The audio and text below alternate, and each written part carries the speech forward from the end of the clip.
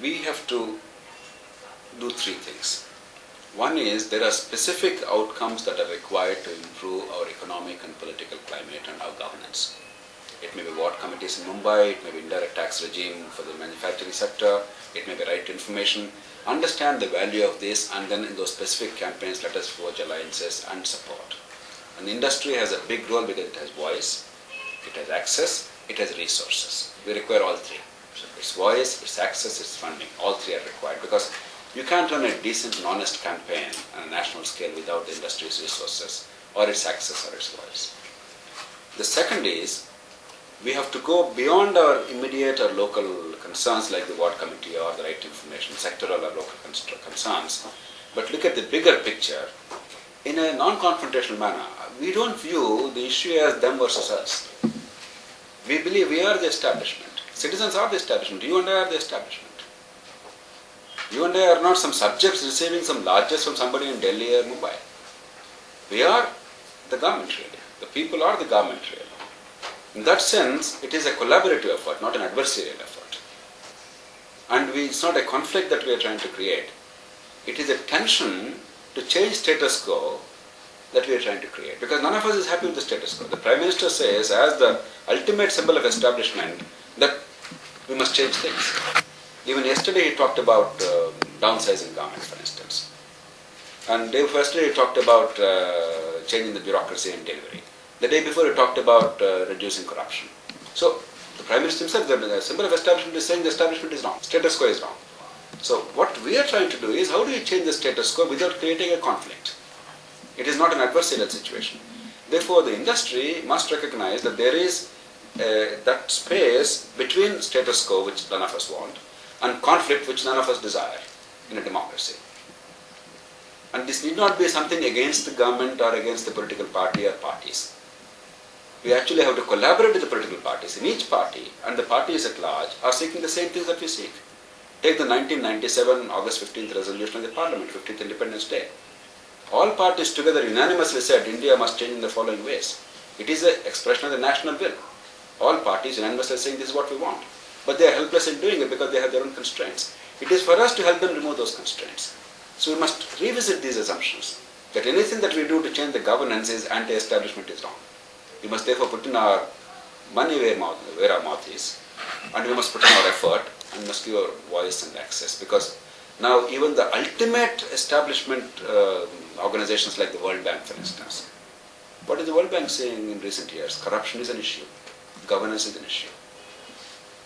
Earlier they were regarded as ultimate establishment figures. So people recognize that there cannot be economic growth without good governance. And much of the soft issues of economic growth, they have been addressed, or they've been their wallets and checkbooks. They must come out with their voice aggressively and collectively, and they must come out with their access, use it effectively. It's not merely private gain to deal with the Prime Minister or a minister. It is to act as citizenry, because there are linkages. We can't all run away to the United States or Britain. I'll make three specific points. The first is, corporate India has as much interest in these issues as anybody else, not only as citizens but as economic enterprises. You can no longer delink, let us say, Mumbai city's governance, the transport system here, the water supply and the public order and the local garbage clearance and other things, from the industrial management, because your workers are affected, your own productivity is affected. Therefore, there are specific issues where industry has a direct interest, like say indirect taxes regime.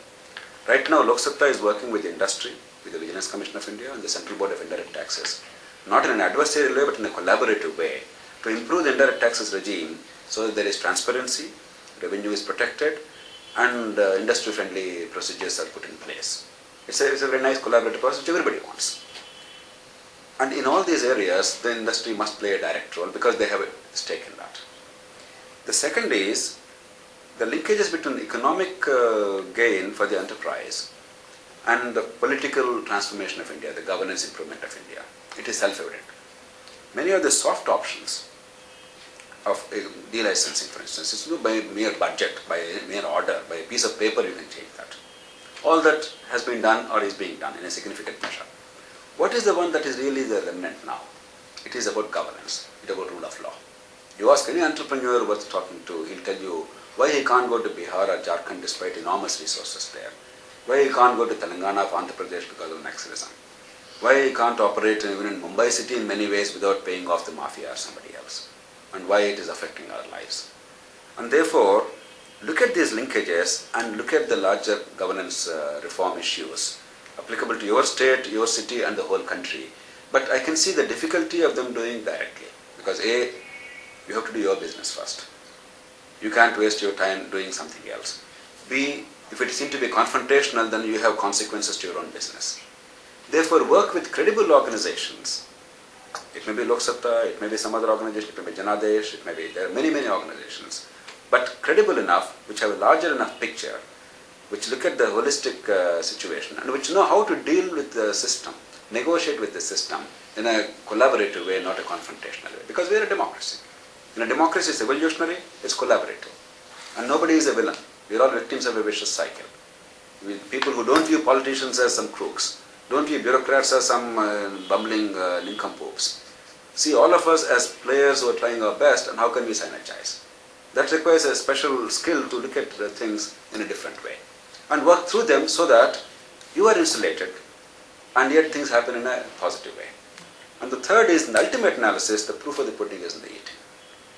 Now, if we all do a lot of talk, and when we find something good and worthwhile, you don't support it aggressively in every which way we can, then the talk will not lead anywhere.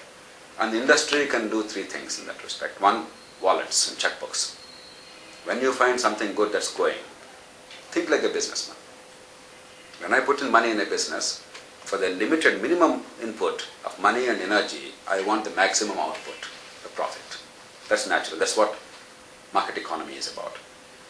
Bring in the same market principles to the public workforce. With limited effort and limited resources, for my, let's say, million rupees, what is the biggest bang for this buck that I can get? What is the best value I can get? Sometimes the best value is not something that is immediate, but it has some serious long-term and large consequences if I know how to put it the right way. So look at that and then open your wallets and checkbooks. The second is, industry has voice. One of the nice things that happened in the country in the past 15-20 years is the economic issues have become among the dominant issues in the country.